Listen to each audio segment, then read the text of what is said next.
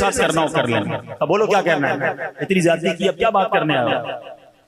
کہ تمہیں پتا ہے کہ جب ہمارا گھومنے پھرنے کا پروگرام بنا تھا کچھ مہینوں پہلے، بڑے ارمانوں کے بعد، بڑے سالوں کے بعد میرے یہاں بیٹے کی ولادت ہوئی۔ ہاں مجھے پتا ہے تمہارے یہاں بیٹا ہوا تھا، بہت سالوں سے اولاد نہیں ہو رہی تھی۔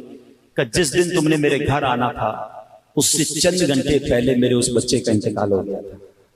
میرے گھر میں کوہرام مچا ہوا تھا، میرے گھر والے اندر کمرے میں چیخو پکار کر رہے تھے، رو رہے تھے، آہو فغاں تھی، مگر مجھے ٹینشن یہ تھی میرے دوست کہ تمہیں بڑا شوق تھا چھٹیوں پہ جانے کا، اگر میں تمہیں وہ غم بتاتا تو تم بھی ساری چھٹیاں کینسل کرتے، تم بھی میرے غم میں شریک ہو جاتے۔ بڑی مشکل سے تم نکلے تھے، اتنا خرچہ کیا تھا، تو میں نے سوچا کہ اپنا غم اپنے پاس رکھوں اور تمہیں کسی طرح یہاں سے رخصت کر دوں تاکہ تمہارے یہ دن خراب نہ ہو۔ اب بتائیے اس پہلے دوست کا کیا حال ہوا ہوگا جو 12 سال تک اپنے دوست کو برا بھلا کہتا رہا، اس کے بارے میں برا سوچتا رہا۔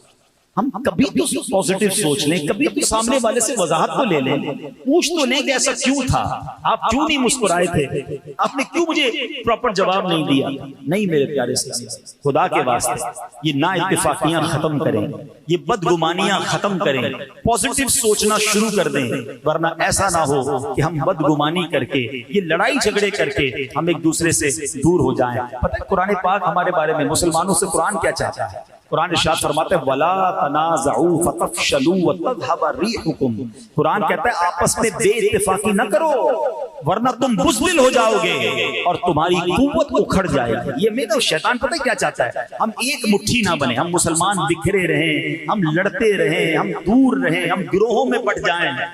آج کیا ہو رہا ہے؟ رنگ کے نام پر، نسل کے نام پر، خاندان کے نام پر، قوم کے نام پر الگ الگ ہو گئے، کوئی ایک دوسرے کا خیر خواہ نہیں رہا۔ نہ کریں ایسا، ہمارا دین ایسا نہیں ہے۔ میں آپ کو ایک نبی پاک علیہ السلام کے دور کا واقعہ سناتا ہوں۔ مدینہ منورہ میں جو ماشاءاللہ مدینہ شریف جاتے رہتے ہیں انہوں نے سنا بھی ہوگا، اب بھی وہ قبیلے کے لوگ ہیں، اوس اور خزرج، جنہوں نے نبی پاک علیہ السلام کی سیرت پڑھی ہے انہوں نے بھی ان قبیلوں کے نام سنے ہوں گے۔ یہ دو بڑے جنگجو قبیلے تھے۔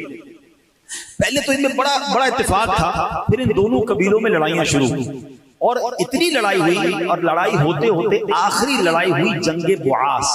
یہ اتنی ہولناک تھی، اتنی خطرناک تھی کہ اوس اور خزرج کے تقریباً دونوں طرف کے بڑے بڑے نامور جرنیل سپہ سالار مارے گئے، یعنی یہ قوم قبیلے کمزور ہو گئے، اتنے لوگ مارے گئے اس جنگ میں۔